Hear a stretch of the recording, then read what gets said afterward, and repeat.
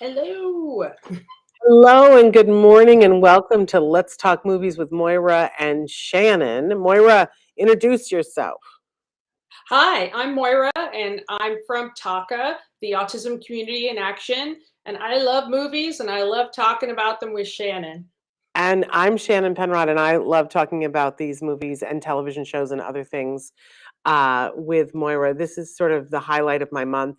And I always look forward to it when we get a chance to talk about things. And I'm so excited to talk about some of the movies that we have going on today. But I guess I got to start first, Moira, and ask you if you have any updates for us from the fabulous Taka, because I know you guys just had a conference and you've We had a lot going on. We've had a lot. It's been a busy time for us. We did our conference and it was successful, and I think a lot of people learned a lot of stuff. We're getting surveys in. If you attended the conference, please do the survey. We want to hear your feedback. The recorded sessions are still available for purchase, and they will be up in the platform that we use from November 21st till January 21st of 2023. So you will have plenty of time to watch the recorded sessions.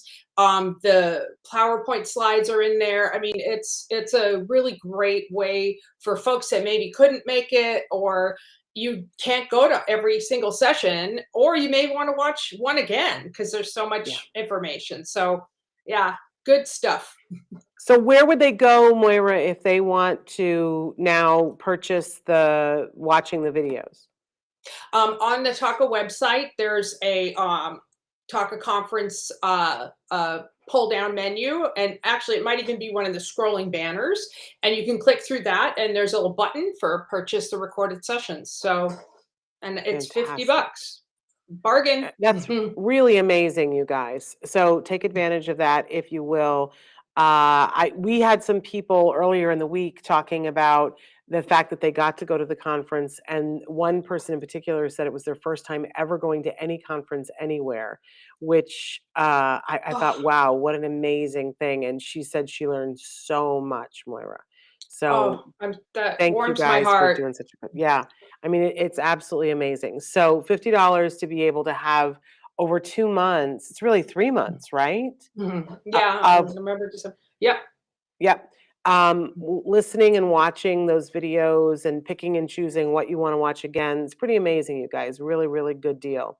And then, I know you guys have your Sensitive Santa coming up in December, because you just That's since we last met, you had your conference, you had your ante-up poker tournament thing, which we went to and was just amazing, and you had your family fall festival fun. You guys have been busy.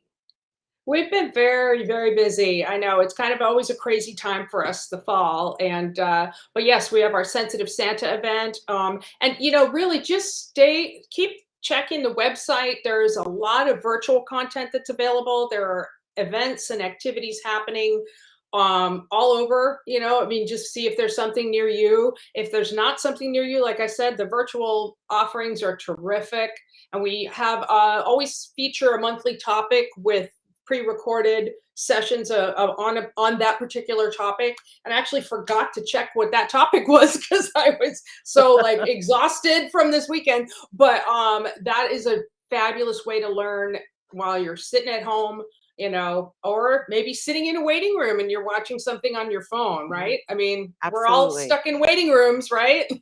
I say Yeah. put them on when you're going to bed and laying down, and if nothing else, if it relaxes you enough that you can go to sleep, use it as a meditation to go to sleep to. I always want you remember the old stories about Edgar Casey that he could put a book underneath his pillow and go to sleep and he would wake up and supposedly know everything under the book. Sometimes I will sleep to things that I need to know, and I sort of have this waking memory of some of the things. It's not efficient, but it's not the worst thing Hmm. either. Right. I also am I allowed to say congratulations and celebrate Of warmly course. for you guys that it's your wedding anniversary? Yes, yeah, 30 years. Like I said, I picked the right guy. I'm lucky. Or actually, he picked me. He knew first that we were meant to be Smart together. guy. It took me a little while, but yeah, 30 years, and we're gonna, just to celebrate that. It was actually last Mhm. week, but with the conference, it's like, I want to be able to Well, relax, and I will, absolutely amazing. yeah. We are so happy for you guys, and I'm glad that you're okay with sharing it because I think people need to know it's not everybody's story, but it Hmm. can happen, Yeah. and that there is this myth out there that marriages can't survive when you have uniquely abled children. Hmm. I think that there are many marriages that survive and many marriages that don't. No judgment on Hmm. anybody. You do the best that you can with what you have. But if you're lucky Hmm. like Moira and like I am and you marry the right person, there are lots of Hmm. marriages that not only survive but thrive through this process. But you got to have Yep. both people keyed in. I think that's the Yeah. key. Yeah. Being on Yeah. the same page, playing to your Yeah. strengths. That's definitely something we Yeah. did. Divide and conquer. Whatever Yeah. things that you're better focused at, you take point. That's kind of the way we viewed it. And Teamwork. you guys you used to do talks about this, and it was one of the things that helped my husband and I, Did it? was Oh. it really did because I always quote you and say, because you talked about, somebody has to be the project manager, and it can't be Mm, both of you. mhm, And because I was getting into the resentment about why am I the person that's doing all the mhm, research on this? And then you said, no, somebody has to be the project manager, and it's your job to convey it back to the other mhm. person while they're out making sure that there's enough, so that you keep a roof over your head.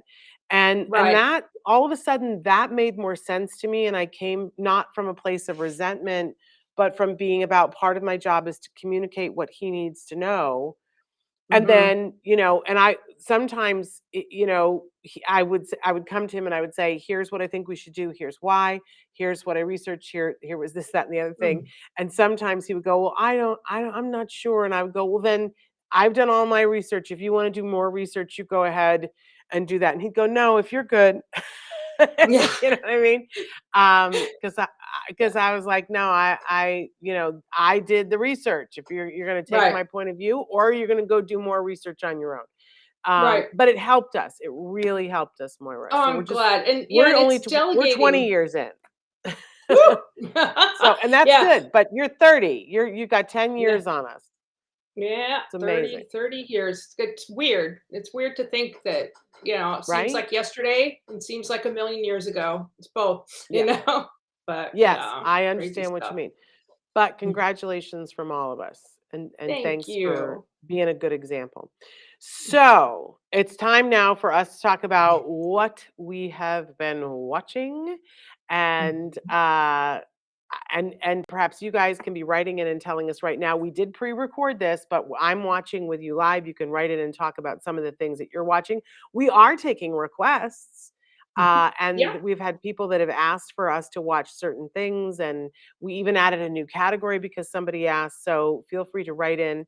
But every month we like to start with something that we both have seen, so you can kind of, a lot of times we're comparing different things, but there's at least one thing that we have both seen. And I have to say, this was a little bit on my radar, and then you suggested, and I said, yes, okay, I will watch that. And I can't wait to hear what you have to say. So do you want to wade in first, Moira? I will. I think we're going to agree on this. Mm, I I this we watched Blonde, which is of course about Marilyn Monroe, but I'm going to say up front, this is not a biopic. This is not a biopic. This is based on a novel. It's a fictional account, and it's by Joyce Carol Oates, and Anna de Armas plays Marilyn Monroe, and she is stunning and amazing in this role. However, that she is not given anything but hysterical, fragile Marilyn to play, and it seemed to me that Joyce Carol Oates and perhaps the director Andrew Dominic didn't really like Marilyn Monroe very much. I mean, I felt like, wow, it's just, like I said, it's a very one note portrayal. And it was, to me, as exploitative as those in Hollywood who exploited Marilyn to begin with. And I don't know, I guess maybe that was the point. I don't know.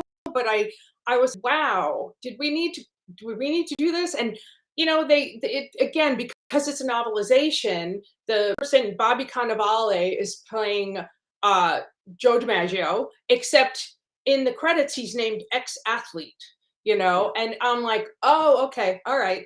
And I read an article about the director. He also adapted the novel for the screen, Dominic, and he wanted to show childhood trauma, and how, like, having an absent father or mother who ends up, in an asylum, how that would shape you.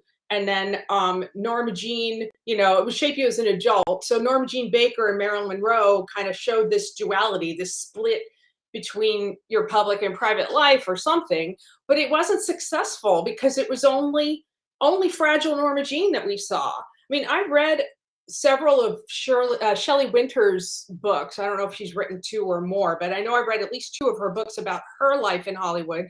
She was a roommate with Marilyn Monroe. They were both kind of being groomed to be the blonde bombshell, and she talked a lot about how smart Marilyn was, and how fragile is, yes, but that's what made her amazing as an actress was her vulnerability, but that she was super smart, and we never got to see that. And then there was this fictitious threesome that she allegedly had with Charlie Chaplin's son and Edward G. Robinson's son, or whatever. That didn't happen. And I was very disappointed, and it was upsetting. And then just the whole, like, abusive, rapey stuff, that I'm like, yeah, I know a lot of that happened to her, but I'm also like, I don't know. I'm just shocked that the writer liked this version, but then I never read the book. So maybe that's what she wanted to show, was how fragile Marilyn was. And it was just very one-sided. And I'm disappointed for Anna de Armas, because I do think she was amazing, Yeah. So, but you tell me, what did you think? I think I'm muted. There we go. No, I can hear you. Well, I thought it was trash. I thought it was almost beginning to end trash. And I haven't read the book, so I don't know where it all fell apart, whether the book was trash to begin with, or this male director took the book and said, I'm just going to tell this in a slightly different way. But I thought it was trash. I think with the Me Too movement, we've been trying to move to a different place, and that was it you that was saying to me something about how sometimes, there are things now that are being labeled as anger porn. And Mhm. I thought that this was a way to take misogyny. If you're a misogynist and you really just don't have an opportunity to see as much happening in your workplace or whatever, and that it gave you an opportunity. And so I called it misogyny porn, and I was like, oh, it feels kind of like it's double dipping there.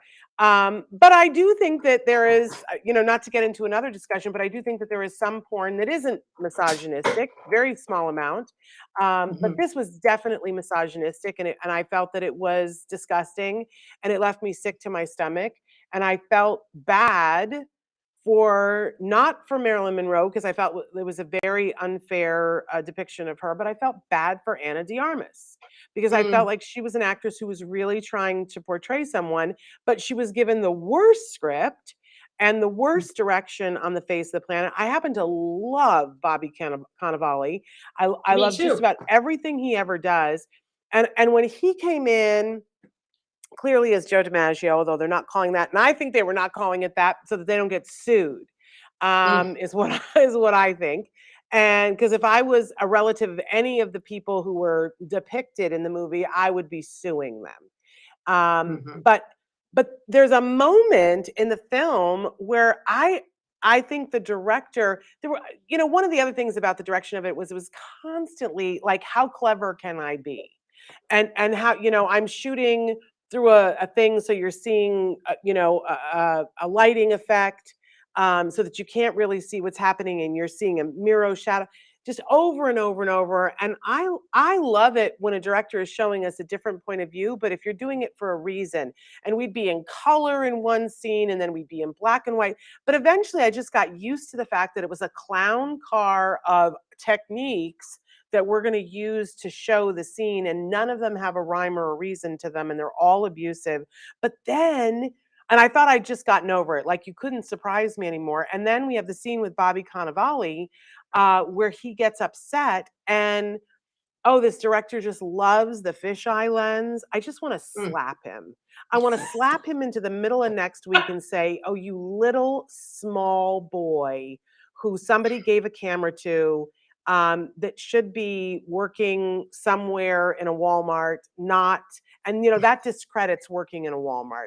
I just really was turned off, but destroyed the whole storyline with Bobby Cannavale because it turned it into something that reminded me of Yosemite Sam or Wile E. Coyote. It turned it into a cartoon.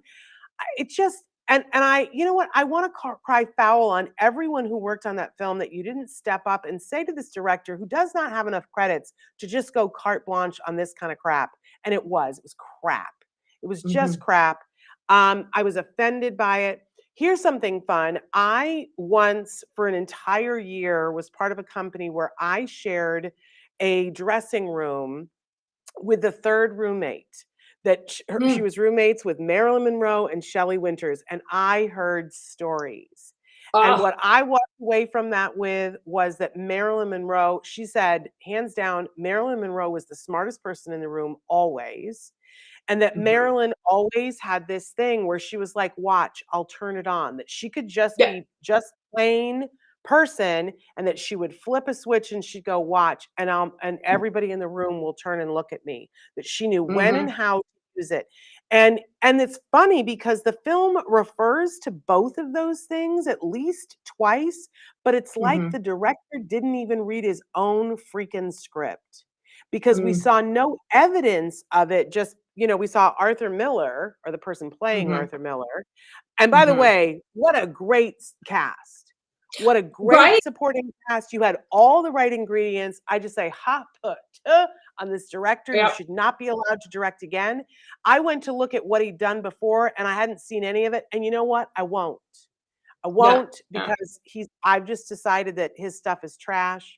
And It's that's how I feel offensive. about it. You're right. It was offensive. And I have to say, it's the weirdest thing about how protective um, women and feminists are of Marilyn Monroe, because she was this, she was so many more things, but of course she was presented as this goddess, and this, screen, sex pot.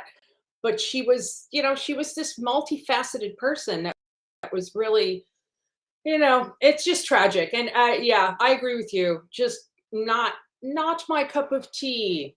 No, I was so offended, and I just was bleh about the whole thing. Yeah.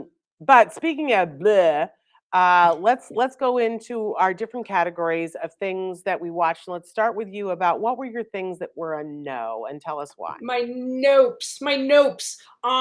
Well, I watched Candy, which was a, yes, what surprise. Moira watched another true crime thing. And it's about housewife Candy Montgomery, and she murdered Betty Gore, the wife of Candy's lover. Candy was having an affair with Betty's husband, and this is in 1980. Candy is played by Jessica Biel, and Betty is played by Melanie Linsky. Both ladies are amazing, and I will watch whatever they're in, but I just felt like ultimately it lingered over the gruesomeness of the murder. And I feel like maybe true crime is at an oversaturation point now. I'm not sure. I don't know.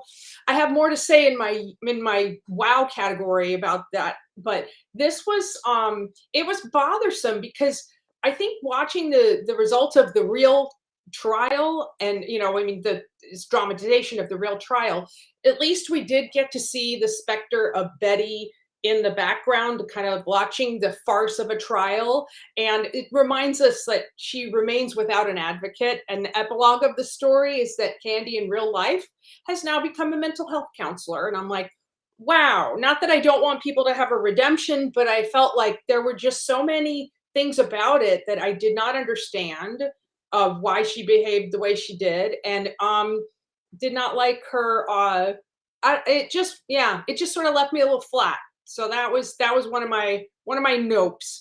And then the next one could not get through was The Host, which it's based on another Stephanie Meyer's book. She was the Twilight author, and of course there was the big craze, and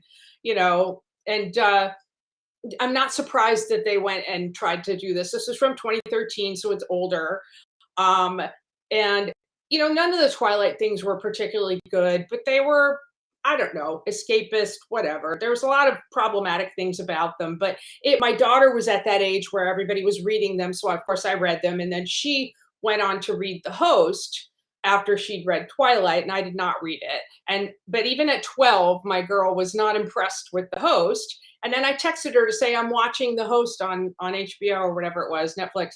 And she's like, I got a one-word response. Why? And I'm like, and the answer is, I don't know. And I couldn't even get through it. We got the wonderful Saoirse Ronan, but it's so very, very bad. And the best thing about it were they had these really cool looking sports cars that had a mirror finish that was awesome. That's the only thing I could say. The sports cars were cool, but other than that, it's 25 minutes of my life I will never get back. So that's my noob. And then I was trying, because this is, we're coming up on Halloween. I was trying to find, well, let's look at some scary movies and whatnot. So I watched the trailer for the Babadook, and it was terrifying. And I Mm, was like, mm. I know I'm a true crime queen. I love the true crime stuff, but I'm a big scaredy cat. And I watched that trailer and I was like, nope, nope.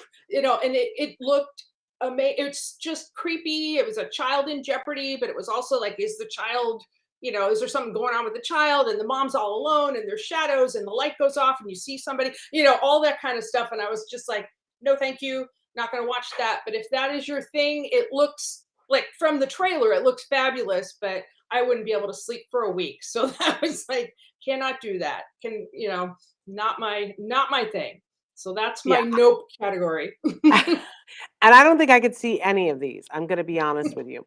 Yeah. But for my nope category, what's interesting about my nope category is that one of the reasons why they're no's is because I feel like there were things in them that held so much promise, but the delivery of it was so bad that it made it a hard no for me, that I'm telling people not to bother.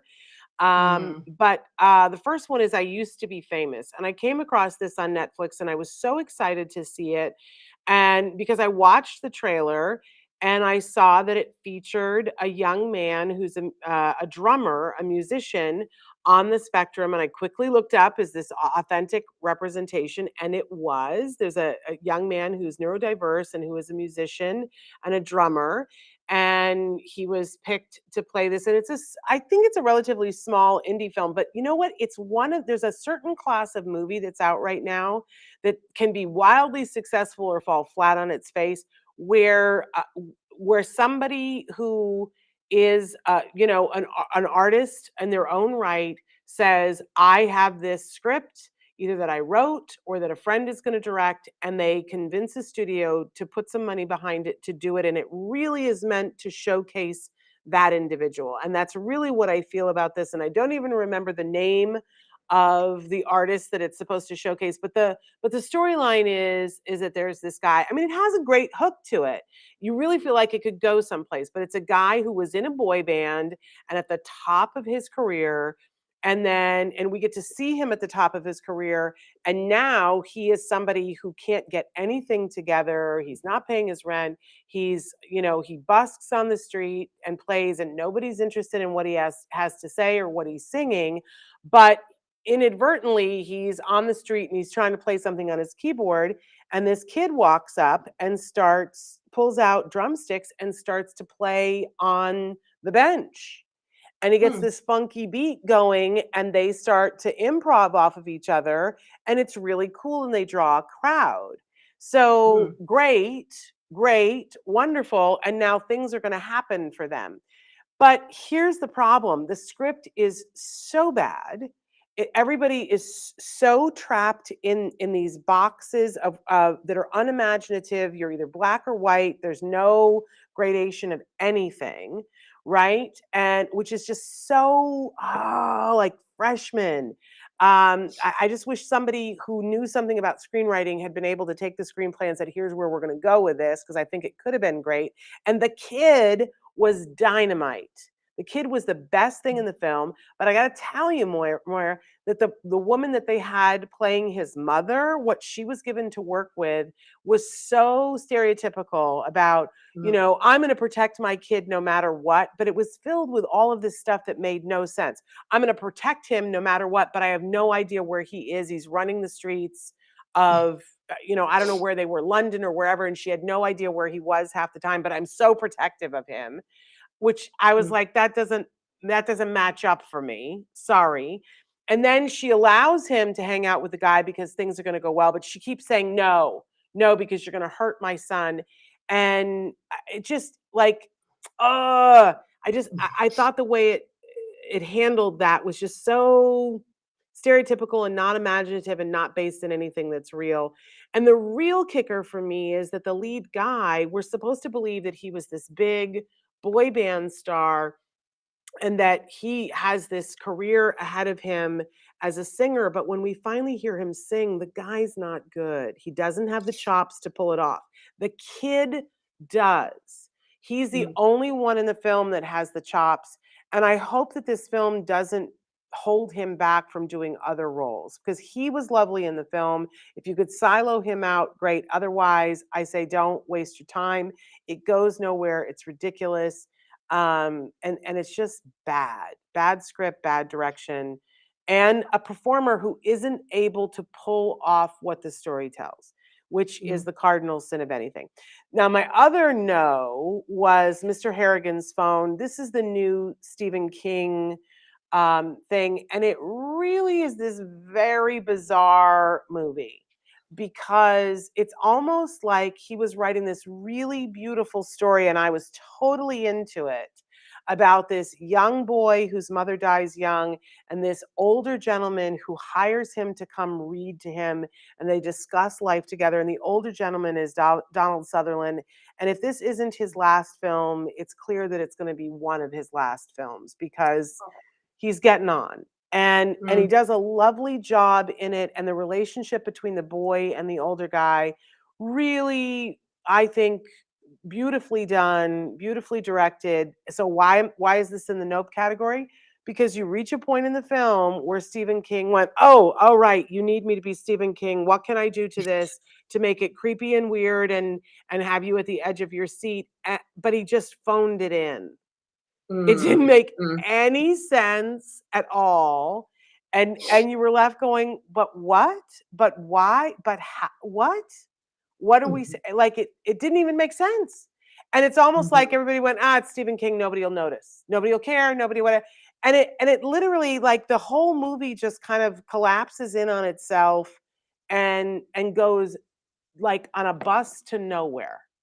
So mm, tragically, after the full first half of the movie, they laid such good brickwork for something really stupendous, and then it was just stupid. It was just mm. stupid and superfluous. So I'm saying, don't waste your time, which is too bad. It could have been really good. Yeah, But those are yeah. my notes. Shall Those are we your move notes. on to? Well, let's do it to the meh category. Yes. Tell us Here's your my meh. my Yeah. meh category. And again, not this is they're not a nope. They are definitely not a nope, but it's just like, okay, the one I liked, I mean, the one I watched was Do Revenge, and I did enjoy it, but it was also kind of forgettable in a way. It was an homage definitely to Mean Girls, Heathers, Clueless, and if you've never seen Hitchcock's Strangers on a Train, you should. This film kind of borrows a bit from that. So we focus on Drea Torres, played by Camila Mendez, who's the queen bee, but she's not without her vulnerability. She's a Latino scholarship student at a very wealthy prep school. She's smart and ambitious, but she's insecure about her status. And as a result, she makes the monumental mistake of sending a sexy video to her very popular boyfriend, which it goes viral, of course. And the brilliant thing is her popular boyfriend acts like he's an ally, and he creates a group to support women who this has happened to, and he and his friends are actually just creepy misogynist high school boys. So that was kind of an interesting little twist on that. And now enter Eleanor, played by Maya Hawke, a new student who's awkward and she's an outsider, and she's still stinging from a long ago summer camp trauma. And the two pair up and decide to do revenge. So they each target the other person's perpetrator. And that way they'll be perfectly alibied when they take them down. And it involves a makeover scene, because we got to have a makeover scene. Love those. It involves some comeuppance for those who deserve it, and then also some comeuppance for those who don't. And I kept trying to figure out which of these two girls was JD, the character that Christian Slater played in Heathers. And I liked that I was unable to figure that out. And then I liked that they cast Sarah Michelle Gellar as the principal, of the school, kind of a nod to Buffy. But ultimately, it didn't outshine the movies that it was doing homage to. But I wouldn't say don't watch it, but I don't feel compelled to rewatch it, where I will rewatch Heathers for sure. So that was a meh. And then, keeping with the Halloween theme, I found this on Hulu, and it's called Bite Sized Halloween. And it's three seasons series of short films that are like no longer than 2 minutes and 30 seconds. Some of them go up to about 8 minutes or so. So there's like 28 of them or something in the first season. And I skipped around. I didn't watch all 3 seasons. But it could be kind of a fun thing to have on when you're, handing out candy or whatever. Some of the little vignettes were successful and some were not.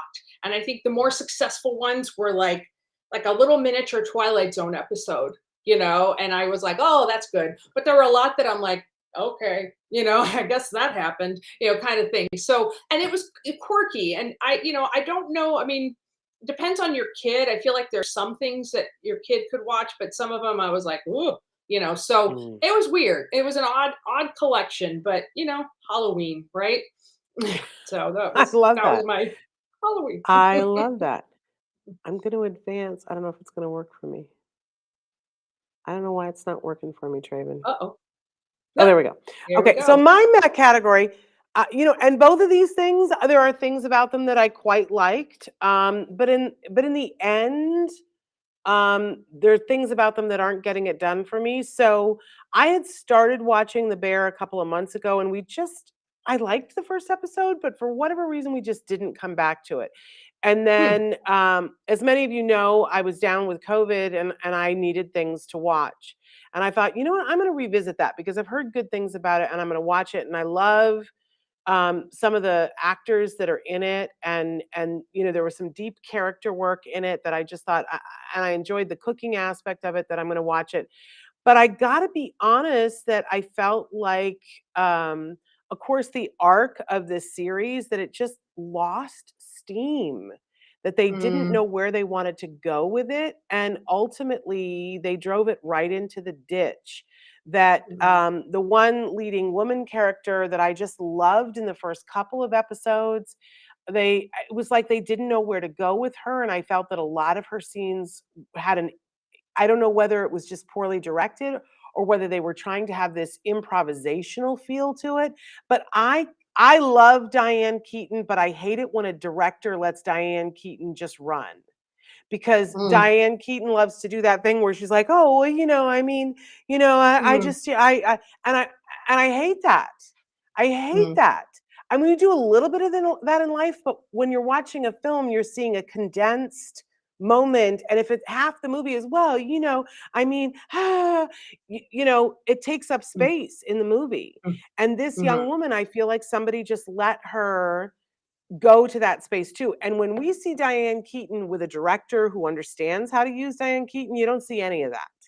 Mhm. And Diane Keaton is firing on all pistons, and she's a brilliant actress. So to me, when I see that, I go, oh, director didn't show up that day. And I felt like this sort of faltered, and that ultimately where the series ended, I felt like it, talk about Deus Ex Machina, that all these things that I was sort of waiting, like, how is this ever going to be better? How is this ever going to be? And how they got us there had to be the stupidest plot twist that I was so angry. I was like, you know Mm. what? I'm not, what? No. It was almost as bad as Mr. Harrigan's Phone, and I was offended by it, and so that's why it went on the meh list. There's some good Mm. work in it, but not for me. Yeah. And then The Good Fight, this is season 6 has finally come out, and this was the thing that I was looking forward to on last month's, and I couldn't wait to watch it. I'm not done with the season, so I don't know what's going to happen, but I can tell you that I'm, 6, 7 episodes in, and if you don't watch this show, this was a spin-off of The Good Wife, and which was on regular network television and was a pretty popular show. And Christine Baranski, her character as Diane Lockhart, it was so good that they wanted to make sure that there was a spin-off, that we could see her. She is a very liberal attorney who's fighting for people's rights and women's rights. And I love that in this series she falls in love. Her leading man is played by Gary Cole, and he Oh. plays as right wing. Mm. He works for the NRA. He is like Mhm. totally right wing. She is the most Democratic person. He is the most Republican, and they are mad, white hot in love with each other. And it just makes me so happy. It Mhm. like, it's that James Carville, and I can't think what his wife's name is. Oh, Which is you I know who I'm wanna say talking Moira about? Shannon, but that's probably Yes. wrong. It's No, the actress. I think you're at least mostly right. Is it No, no, Moira? no, but it's something like that. Something like But that. I yes, but it's it gives me hope for our world when I get to see people like that. And that's just one slice of the story. They show things that are loosely based on real things that are happening in the world. And there's a lot of social justice in it. And it's a very thought provoking show for me. And I don't know whether it was, I think it was season 3 that they did, that it had this sort of Dallas throwback thing where Diane comes into work one day, and it's this thing where it's an alternative reality where Trump didn't win the election and Hillary is president. And Ah. and you go through this thing and they don't make it all hearts and flowers and roses. Mhm. And in the kerfuffle of it, the Me Too movement was lost because Hillary was president. There was no need for the Me Too movement, or so everybody said, right? Right. Um, so, and it was this season where I sat on the edge of my seat as they were all these things. It was so thought provoking, and it was kind of amazing. And then eventually she wakes up and Mm. realizes, okay, the reality is that Hillary didn't win, but she has a different appreciation for the fact that things happen and you deal with them. So Mhm. we left the last season with this cliffhanger, and we've come back to this season, and the cliffhanger is completely gone, and everything is a little weird. Everything is a little bit off. You don't know why they are where they are. They have new partners, and you find yourself going, is this another dream sequence or not? And there's all these weird things that happen, and I'm 6 episodes in and waiting for them to reveal that it is yet another dream sequence. And I think the point is to torture us, wondering, is it a dream sequence, or are we ever going to hear how we got here? I just am not liking it. It feels like a Yeah. waste of my time. It feels like it's not true to the series, and I feel like I'm being toyed with. And Yeah. as a viewer, I'm not into that. Maybe Mm. for a few, like an hour, but 6 Right. episodes in, and I love Mm. all the actors on this, and I'm so disappointed because I think this is the last season, and I'm like, "Hapata meh, meh." Yeah. But there are Meh. still some really good stuff in it. I don't wanna Yeah. discredit that it is a good show. Okay. It is. It is. All right. All right. Moving Let's on get to the let's wow. get to the wows. Yeah. What Well, I was talking about true crime earlier, Mhm. and the reason I have Dahmer on my wow list is not because of Jeffrey Dahmer, but because of the conversations that are happening around this series that I think are really super important. If you're not familiar with Dahmer, he was a serial killer in the 70s and early 90s through the early 90s in Milwaukee, who murdered, dismembered, and ate some of his victims. Um, I'd heard also in the news that some of the victims' families were not very happy about the dramatization of their personal pain and trauma. And that's something I definitely wrestle with my fascination with true crime. I don't like sensationalizing serial killers and giving them catchy comic book villain names. But I also don't want the families to be hurt again. But I feel like these stories are important for us to learn from, to prevent, to hopefully catch whoever's out there. Now, Dahmer is played by Evan Peters, and he nails that disconnected, socially awkward Dahmer and his Milwaukee accent. However, the show reaches an amazing heights, in my opinion, with the performance of Niecy Nash as Dahmer's neighbor, Glenda Cleveland. The first episode features Sean Brown, an actor Sean Brown, playing a victim who escapes Dahmer and leads police to Dahmer's arrest. And that first episode was riveting. And he runs for help. And for the moment where he comes across a patrol car, of course they make him raise his hands and get on his knees because he's African American. And I was just like, oh, watching it. And then Niecy Nash's his response when the officers finally discover what's going on and this house of horrors that is his apartment is it's amazing. And I think we need to have this conversation about portraying real life trauma. And these families were not contacted about the Mm. production, which I think is a mistake. And I think some felt the portrayal was really inaccurate, and then some felt it was too accurate, and it was traumatizing for that reason. So I feel like that's a big thing that we need to talk about.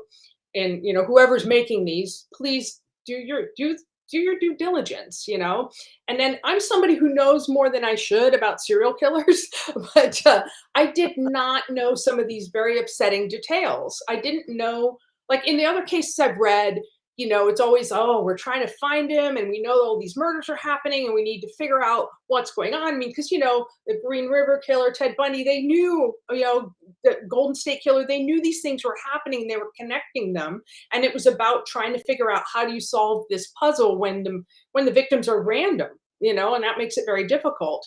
Um, that's what I'm interested in. And how do you prevent it? But here's the thing: nobody was even looking for Dahmer. Nobody was looking for him, and they came across him by accident. Like I said, the victim escaped, and the reason for the disinterest: the victims were mostly gay men of color, Mhm. and that is something we need to talk about. And I Mhm. think true crime is trying to be more aware of that as a genre, in terms of like Dateline just did something about the missing indigenous women, and how they've got a higher rate of being murdered and disappearing, and it's Mhm. like, yes, we need to focus on that. It can't be that there are parts of our society that are disposable, and that's an important conversation to have. And then Dahmer's neighbor complained about him multiple times. She was even present when another of his victims, a 14-year-old boy Mm. named Conorak, bless his heart, he escaped. The police are called, but who do they believe? Not Dahmer's African American neighbors. They believe Dahmer. Mm. And the boy is returned to his apartment. Mm. And so Dahmer uses his whiteness and the homophobia of the police department to his advantage. And it's not even that hard. That's the thing. It wasn't even that hard what he was able to do. And that's another thing we need to talk about. So that's why it's in my wow category. I'm fascinated by all of this, but I just know we just need to do better. And law enforcement has to, has to be more educated. And like actually the recent case with Gabby Petito, she was a gal that went missing and then it turned out her fiance had killed her. And there was a traffic stop that could have saved her life, but the cops sided with the guy, Mhm. and I think part of that was their bias, and we need to be aware of our biases and do better. So that's why it's in my wow category. It also has Richard Jenkins is in it, uh, Penelope Ann Miller, and Molly Ringwald. I mean, it's just like an odd cast, but ultimately, it was most successful when it was not focusing on him and it was focusing on the families. So Mm. that's why it's in my wow category.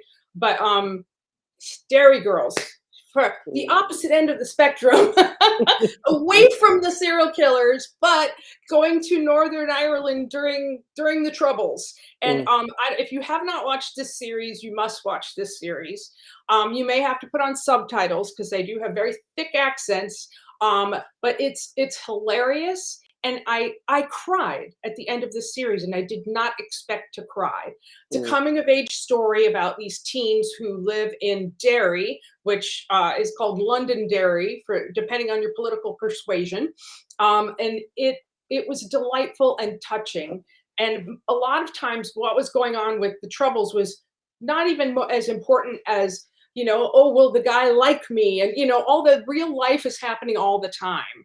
And I read articles about Lisa McGee, who is the creator of this, and she grew up in Derry. This is semi-autobiographical for her. And she said, yeah, I didn't think it was weird until I moved to London and I started telling people these stories, and everybody's jaw would drop, like, what? You lived through what? Barricades, massacres? I mean, it's incredible. And the thing I loved was that they showed footage of the final acknowledgement of, back, I think it was 2012, when they finally acknowledged that the 1974, I think, or 72 Bloody Sunday, where they massacred a bunch of people, that it actually was a massacre, because it had been presented as, oh no, the British Army was, being, snipers and Molotov cocktails and whatnot. And they did a deep investigation and determined that no, it was actually a massacre. And having that publicly acknowledged, get choked up now, was a beautiful thing. And I love that she put that in there. And one of the articles I read about Lisa McGee was that she talked to the families that were involved in that particular massacre, and basically got their thumbs up of, like, are you okay with me showing kind of the apology for this? Mhm. And they were okay with it. So I just delighted with this series, and I highly recommend it. I'll watch it all over again.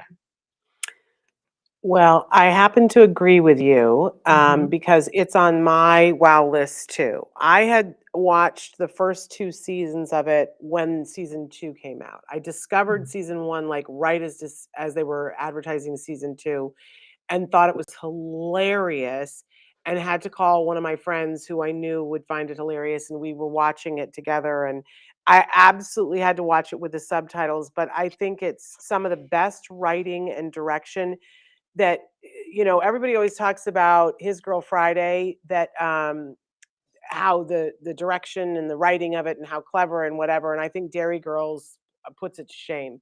It's so fast paced, and to see, and to get everybody's stories in the way that it does is hilarious. It's just beautifully done. It's like a really good dance.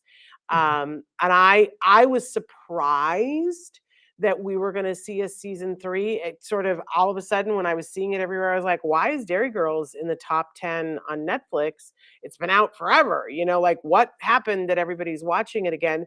Because for those of you who are Bridgerton fans, one of the girl who, I can't remember what the character's name is in Bridgerton, but the one of the girls also plays one of the leading roles in Bridgerton, the one Mhm. who's actually writing the the thing that makes everything happen in Bridgerton.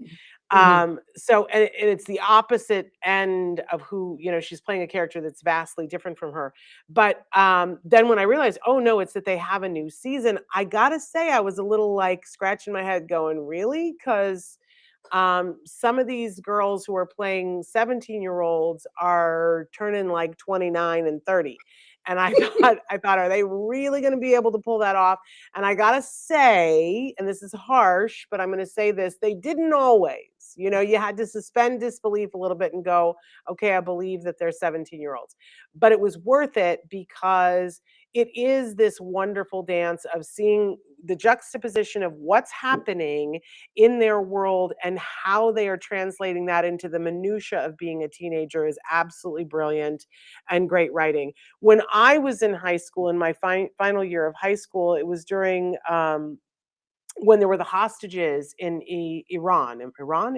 Mm, I'm sorry, I'm mm. not politically You're right. literate, but You're right. every single day that I was in high school, the news was on, and you saw someone in a blindfold, and it had a thing that said day 45, day 55, and I feel like it shaped all of us who we ended up being as we went to college, because it was this thing about you could be in a foreign country and you could be taken hostage for days on end and not immediately be sent home. And I think that changed us. And to see how an ongoing conflict in Northern Ireland was dealt with by these young people who were trying to, listen to their punk and new wave music, uh, and finding both the poignancy and the humor of it, I thought was absolutely brilliant. I will say that I did not like the last episode. Oh, I was not having it. It did not make me happy. I know everybody else loved it, but I did not love it. I'm just gonna say. And I know I can hear the shock in your voice, Moira, but I was not in tears. I was banging my fist on the table going, no, because I felt like there was a stronger play, but it mm. was cute.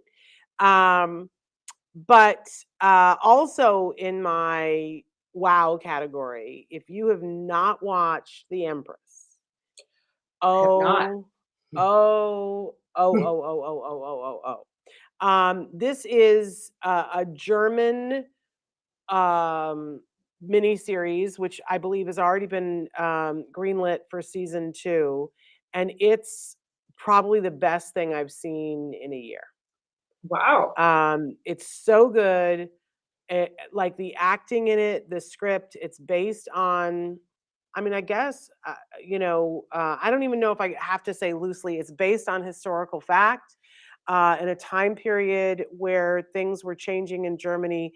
And I'm learning so much because it's a time in Germany when I wasn't aware of everything that was happening, but it's absolutely stunningly beautiful and amazing. The costumes, it's like Bridgerton, but less fluff and more substance. Mm. And it's so good. It's just delicious, every bit of it. And the way it ends, I'm always talking about, did we land the plane correctly? And we Mm. can we can agree or disagree, but I don't think the plane landed correctly with Dairy Girls. Mm. Whatever. But they land the plane with the end of season 1 with the Empress. So I am literally going to sit and count the days until I can see season 2. It is so amazing and I think empowering for women, and beautifully shot. They must have spent so much money. It is stunning, Mm. and the acting is beautiful, the directing is beautiful. It's good stuff, really good stuff. Highly, highly recommend. And then the last thing in my wow category that I am just over the moon about and can't let go of is Welcome to Wrexham. If you know Mm. the story behind this, I got to say that I've always been a bit of a Ryan Reynolds fan. I'll watch any movie with Ryan Reynolds. I didn't think that he walked on water, but I think he's engaging whenever he's doing whatever, his sort of sarcastic kind of humor. I almost love every movie that he's ever been in. There are a couple of exceptions. Um, and I had never seen an episode of It's Always Sunny in Philadelphia, but Rob McKenney, and I slaughtered his name just now, but he made a decision that sports were such a big part of his life. He's originally from Philadelphia, and he wanted to know what it would take to buy a sports team. And he found that there is like one of the oldest soccer teams in existence in Wrexham, which is in Wales, and Oh, that this team was about to lose everything. because financially they were in such tough shape. And he said, I want to buy this team. And he started to go down that rabbit hole, and he realized that as a TV star, he didn't have enough money. He says on all these interviews, I had TV money, and I realized that not only did I need TV money, but I needed mega superstar, big Marvel superhero, and own a gin company and a telecommunications company money to be able to earn. So he went to Ryan Reynolds and said, how about you come in with me and we buy this team? And originally Ryan Reynolds was like, what is wrong with you? What are you thinking? But what this is, season 1, and it's all out now as of, I think, the other day, Welcome to Wrexham documents everything that happens as they buy the team and go through their first season as owners of this team. And what's amazing is that they say from the beginning, we're doing this for lots of different reasons, but it isn't just about the team. It's not just about the game. There is a town that its Yeah. industry is this, and the town is depressed and folding in on itself, and we want to make this town come back alive. It's like a social experiment. It is so good. There's 16 episodes in season 1. They're short episodes, and they're not all like Emmy award winning, but there are a couple that are. And each one has a different take. Like sometimes they're explaining soccer to you, but there is one episode where they just focus on why men love sports, and that it's rooted in this social experiment, that it's because of the relationship that it helped them to connect to other men, usually their father, sometimes Usually their their fathers, uncle. yeah. And it is some of the best, most exciting television I think you'll see. They do good storytelling throughout, where you meet people in the community and you see how rooting for a team or working for a team and how it changes their lives, to the point where tomorrow I'm subscribing to ESPN2 so that I can watch Wrexham play tomorrow. You can Now, bundle it. You can bundle it with Disney Plus and Hulu. well, I already have Disney Plus and Hulu, so I might Ah. already have it. But I don't watch sports. I'm not a Ah. sports person, and I certainly don't watch soccer. And this, I'm so into it. I got to watch. They're playing tomorrow. So, Fabulous. well, by the time you guys watch it, they'll have already played. But it is so good, and I now want Ryan Reynolds to run for president. I keep waffling back and forth. I'm like, no, maybe I want Rob to run for president and Ryan to just consult, or maybe it's the other way. Ryan needs to run for president and Rob is like his vice president. I don't know. But these two men and what they have done, and how I'm sure it's all, they make it look a certain way, but it's funny, it's witty, and they're on the right side of things. And it fills me with so much hope what they have done for this community. It's so good, you guys. It's so good. It's delightful. So that's how I feel about that. Well, Oh, and I I got didn't, new did I new talk about stuff to add Daredevil? to my list for sure. Yes. That's Oh my fabulous. gosh, you got to watch The Empress. But I'm telling you, I think you could sit down and watch Welcome to Wrexham with the guys in your life, and everybody will get something different of it. But I'm totally devoted to those two men now. I wanted to get a Wrexham shirt to wear to do on the show, but I am going to get a Wrexham shirt, because I just love it so much. I'm a hardcore fan now. Yay. Anyway, that's how I feel about that. Ask me how I really feel. All We're getting down right. to time. Okay, so Ah, what are you looking forward to? looking forward to Interview with the Vampire. This was I read the books back in the day, loved the books. I was one of those people that was furious that Tom Cruise had been cast as Lestat, and then sort of warmed to him and thought, okay, well, he really went for it, and that's fine. But I gotta tell you, I watched 2 episodes actually. I started it, and I am loving the Sam Reed, I think his name is. Oh my God. I mean, it's just, I love it. It's very sensual. It's all, right now we're all in New Orleans, and they've changed the series a bit. So people that are fans of the book, it's not the book exactly, but yeah. So I'm looking forward to, and I found out, because I thought I was going to have to subscribe to AMC Plus, but I'm able to watch it on my Dish Network video on demand for free. So, and with the occasional commercial, but not too bad. So, because I'm like, I already have too many streaming things. I don't need another streaming thing. So, anyway, so that's what I'm looking forward to. In keeping with my Halloween theme, Interview with the Vampire. How about Uh, you?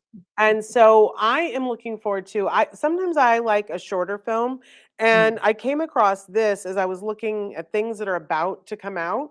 And it's a movie called Then Barbara Met Alan, and it's being hailed as one of the most inclusive films that's ever been made. The cast is very diverse in terms of their abilities, and that it's a love story about a woman in a wheelchair who meets a guy who's not in a wheelchair, and apparently mayhem ensues. And I don't know much more about it than that, but you had me at diverse cast, right?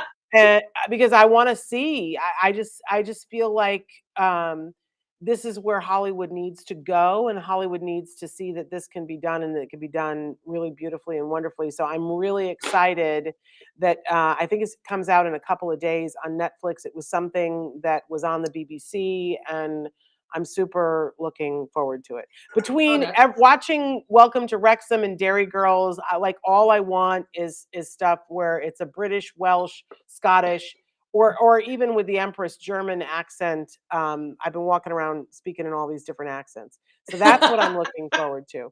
And then in fabulous. our rewind category, Oh, yes. Well, in keeping with my theme, one a movie that if I come across it when I'm channel flipping, I'll watch it, is Silence of the Lambs. It was at the time when it was released in the theaters in '91. We'd never seen anything like this, really. I mean, there had been, I mean, and really, it was because there was a female FBI agent. It was always the guy and the tough guy, blah blah blah. But having Jodie Foster be she was just so perfect for that part, and you can see the wheels turning in her head, and having the scenes between her and, of course, the fabulous Anthony Hopkins as supervillain Hannibal Lecter. There it just unnerving. I mean, the sound design is great in those scenes. There's this low frequency rumble that just puts you on edge. And the thing I loved about this too, even when I had watched it originally, was she saw things her fellow male agents did not see because she was looking at it. And I think that that's not a nice to have in law enforcement or in the world in general. It's a need to have, because you need to have, like, we talk about diversity because of our kiddos and whatnot, but you need to have these other perspectives. And that's one of the reasons I love this. And it was thrilling to show this to my daughter and watch her be on the edge of her seat. I was basically watching her watch the last sequence of the film, because she was just like, oh no, and fabulous film. So that's, if you one, can, take it, if you can take the stress, it's a good one. yeah. And I love the one you picked. Well, it's interesting because I've never been able. I've seen parts of Silence of the Lambs, but I know I can't take it. I know that I can't. Like I would be up for weeks.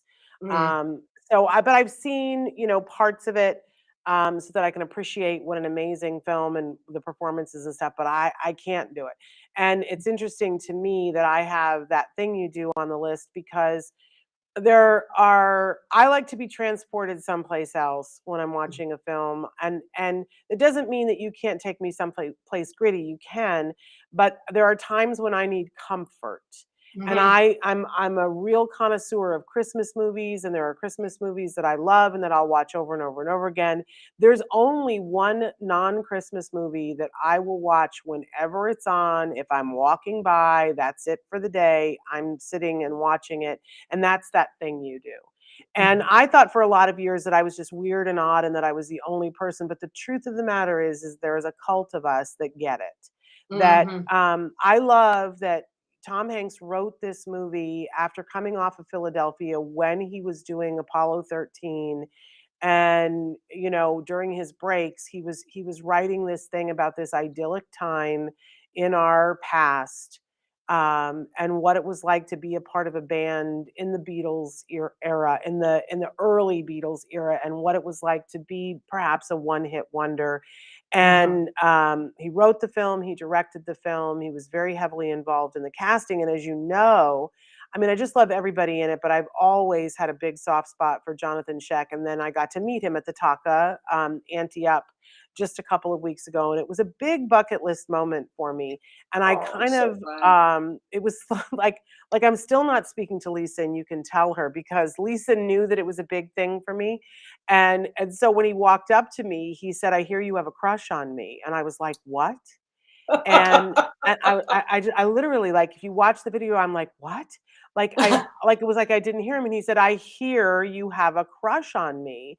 And it was like, if you watch it, it's like my brain shorts out for a full, like, maybe 10, 20 seconds, and I'm like, and then he started singing to me, and I was like, "No, no, no, you can't do that." Equally because I didn't wanna get slapped with a rights thing, but also because I was gonna fall apart. And I was like, "No, no, no, you mustn't do that to me." And it sort of reminded me of when Rosie O'Donnell finally got to meet Tom Cruise, if you ever Oh, watched yeah. that episode, Yes, I and she did. was like, "My Tommy." Yeah. And I just was having a real hard time, and I said, "No, no, we're gonna keep it professional, we're gonna keep it locked down." And I was speaking that out loud. I didn't mean to, but I was speaking it out loud because, um, he's just so lovely in this film, and I've seen him Yes. do other things. He's a wonderful, talented actor, but there's so many things about this film, and I'd be scared to tell you maybe how many times I watched this film. But it is my film when, everything is a little bit low and I need something to bring me up. And it stands the test of time.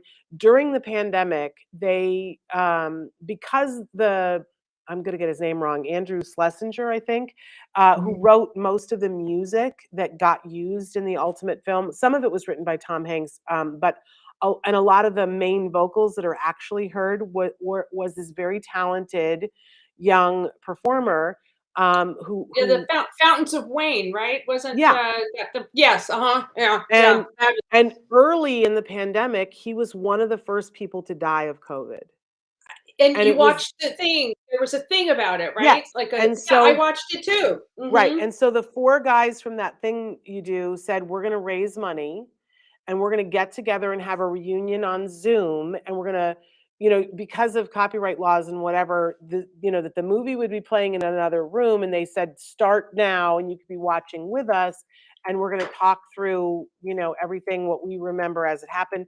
And Tom Hanks wasn't available to do it, but Colin Hanks, who had been a production assistant on the film, was there too. Of course, it was scheduled at a time when I needed to be in a Zoom meeting, but I will admit that I did both at the same time. Um, and I was speaking for a large portion of Zoom meeting, but I was like, and then okay. And back to the thing, and I was recording on my phone so that if I missed anything, I Oh, love this movie. I love the camera work in this movie. The director of photography is amazing in this movie, and it brings me to a time in my childhood that I can remember yeah. that I remember fondly, and it feels like the Beatles, and it's all of those things, but wrapped in a really wonderful message. I love everything about it.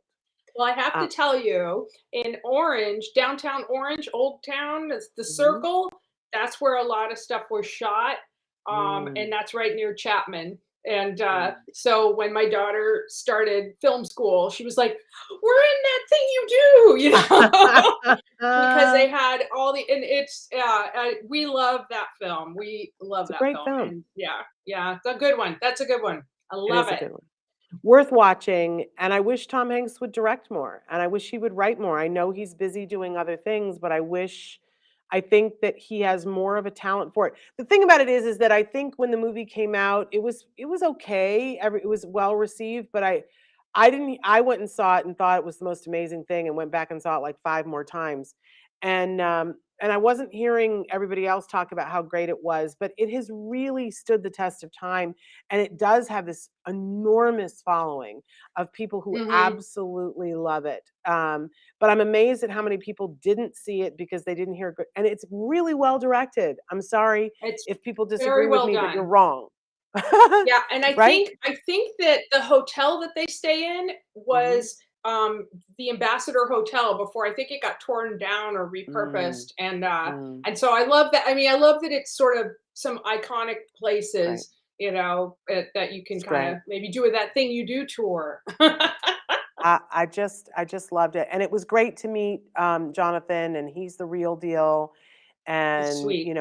he identified it as a member of our tribe, and I just think that he was delightful. And sometimes you meet people that you're like, oh, I'd love to meet them, and everybody was like, oh, I hope you're not disappointed. There was no disappointment at all. He was everything and more. And what a lovely, lovely, lovely human being. So that makes great sense to me. But great at playing a villain, at a villain that everybody falls in love with. He's Yes, very good yes. at Well, playing a he's villain. he's alone in his principles. Yes. Yeah. Yes, Yes, yes. exactly. Traven Exactly. is Traven's asking you a question. Is he? Ask I Yes, can't he's see saying that. you wanna play the no, no, he said you wanna play the clip. Do you have the clip of Shannon talking to Do you Jonathan wanna play Shack? it, Traven? Yeah, I mean, we're over time. Do you have time, Moira? I do, I wanna see it. Oh, it's I lose, like, you can watch my brain go zzz, and I literally go, like, numb. It's not great, but go ahead, play it. Let's take a look. And now we put him on the spot. Oh, But this poor but Traven. this is Sorry, Traven. Shannon making an ass Well, of herself. I'm just glad they don't have footage of when I met Kristen Wiig because I kinda made a fool of Oh, myself really? because I Oh, love her really? so much. I lost my cool. I Yeah. just Yeah, I just lost sometimes my cool. That's all I can I am say. famous for opening my mouth and my brain falls out, but I still speak. When I met Shamar Moore and he walked up to me and I was like, "Oh my goodness, you are one good-looking man." And he was like, "Hey now." But at least I was still speaking. I lost the ability to like form a sentence when Jonathan Sheck walked up, and I think I even say, "I'm gonna kill Lisa Ackerman." Uh, because he's like, "Oh, I hear you have a crush on me." I don't know. Are we gonna be able to play it, Traven, or I not? well, actually, I wonder if it's part of the clip, It's uh available online. You guys can it's go and look available. at it. The anti-up red Yes. carpet stuff is available. So look You for guys can anti-up go and for look at it autism, and and watch me I will make watch it. Yeah. make an Oh ass of well, myself. it won't play for us, but that's okay. We've Okay, it's managed to alright. get through today with a lot of weird tech stuff, but it Yes, worked we did. out. The And magic we're of gonna be Traven. yes, yay, Traven. We're gonna be back next month, and I'm gonna make sure that in my rewind, I give my best Christmas, my favorite Christmas movie, the one that I always make sure that I see. It's probably I will not do what you this. think. I will do the same. I will do the Okay. same. And I am, in spite of all the murder and mayhem, I do like a real sappy, make me cry film. Oh, So yeah, I I will do that. I'm all about it. Any minute now, I'm gonna switch into Hallmark mode, and you guys won't see me for a while. And I do. I make a point of watching all of the new Hallmark movies that come out every year, every single one of them. And I think this year it's like upwards of 30. So, Oh wow. Well, did you um, see the one last year that Holly Robinson Pete was in? yes, I talked to her Yeah. about it, interviewed her, of course. Did That I was see it once or did I see it 4 times, Moira? Yes. uh, No, I'm all about that. She is right now away filming her Christmas movie for this year. I also watched Holly's the year before, which was The Christmas Doctor, which made me cry so hard, I was screaming at the television set. oh, okay Um, then. yeah, and I talked with her about that on the red carpet at the Anti Up for Autism, Ah, because she was fabulous. also there, and she is a lovely human being. She's the lovely person. How She really is. fabulous. Yeah, All right. an Well, we amazing one. did it. Alright, we did Woo! it. We did it, and thank you guys for sticking with us. Don't forget tomorrow we're back with Stories from the Spectrum, and we'll be back with Moira next month in November. If there's something you want us to review, write and tell us. If there's something you want us to put on the rewind list, let us know. Moira, thank you so much. I so enjoy this time. Me too. Such a treat. Thanks so much for having me. All right, you take care. Everybody Right. home, hug for you and a hug for your kiddos. See you next time. Bye bye. Bye.